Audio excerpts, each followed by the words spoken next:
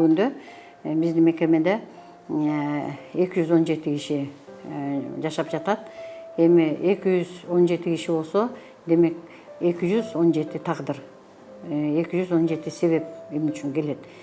Анан эми мындай да, баягы ата деген эне бул баарыбызга ыйык. Атаны, энени, карыларды ушул жака алып келип тапшырыш төтөн биздин менталитет үчүн алып келип тапшырыш бул эң эле уят нерсе.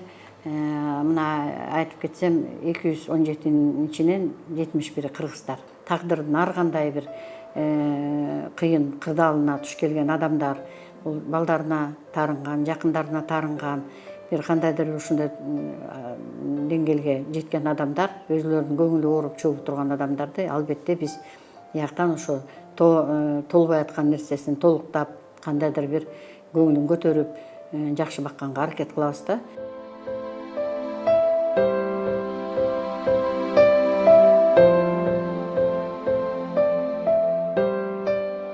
Өткөндө бир бала келди. Мен бир туугандарым баары Россияда окуп часа, өзүнүн тирилигин жасап атат, минтип атат, анан кийин өзүнүн бизнес кылды, үй алды, машина алды, бала чакасын багып атат. А мен эмне үчүн тиги кемпирдин жанына калышым керек деген эме менен келиптир. Мындай мага доомат кылгансыпчы. Анан кийин сен үйдүн кичүүсүңбү? Демек калган бир туугандарың сага жардам бериш керек да. Кандайча сен ушу канча баласыңар десек, 5 бир тууганбыз дейт. Ошо 5өө биригип, анан 5өөңөр биригип бир кемпирди бага албай атасыңарбы? Айтор ар кандай да, ар кандай. Ошентип атасын алып келет.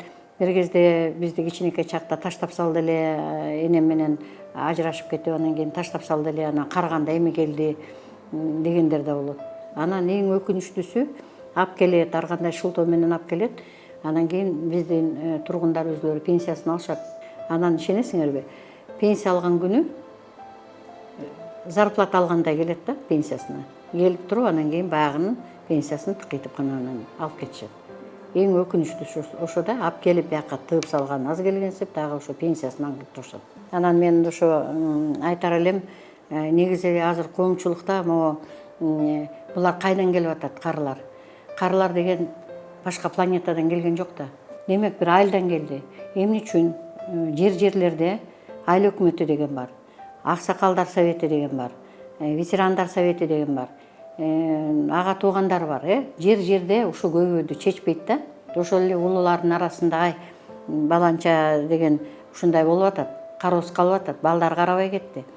Ошо урук тууганын ичинен бир кемпирди ушунчаңар бага албайсыңарбы дегенде бир аксакалдар айтса чогулуп, эметип айтса, балким азаят беле ушундайлар. Албетте биз алабыз, багабыз. Бул биздин кызмат, биздин милдет.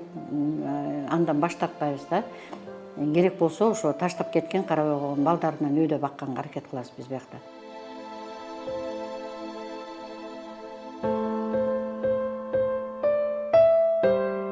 Биздин жумуш оор, памперс котормой, тамак бермей жаткандарды багабыз да. Киринтебиз, тырмак чачтарын алабыз. Булар биздин эн аталарыбыз сыяктуу эле, ошондой эле карайбыз. Жакшы мамиледе, жакшы немеде. Негизги максатыбыз ушул пастелдерин күнүгө которобуз, таза кармаганга аракет кылабыз. Бизде бул жерде карылар үйүндө жеке карылар эмес, мүмкүнчүлүгү чектелгендер да бизде жашашат. Бардыгы бүгүнкү күнгө 212 адам бар. Ошонун ичинен 40 дайыма төшөктө жаткандар, күнүнө 3 маал, 2 маал памперстер алмаштырылып, жаткандар кол менен тамак берилип, витамин тараптан, тамак жаш жагынан аябай жакшы каралат. Бизде жашагандар менен иштегенге полный медблокто дайыма медсестралар, медайымдар, врачтар иштейт, психологдор иштейт. Ден соолуктарына багылышынча өкмөт тараптан, өзүбүз тараптан да күнү түнү жакшынакай камкордуктар көрүлөт.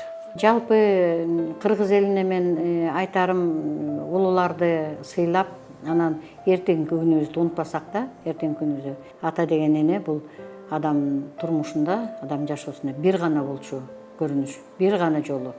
Андыктан ошо атаны сыйлап, энени сыйлап, ошо карылар үйүнө алып келбегенге аракет кылса, аябай жакшы болот эле.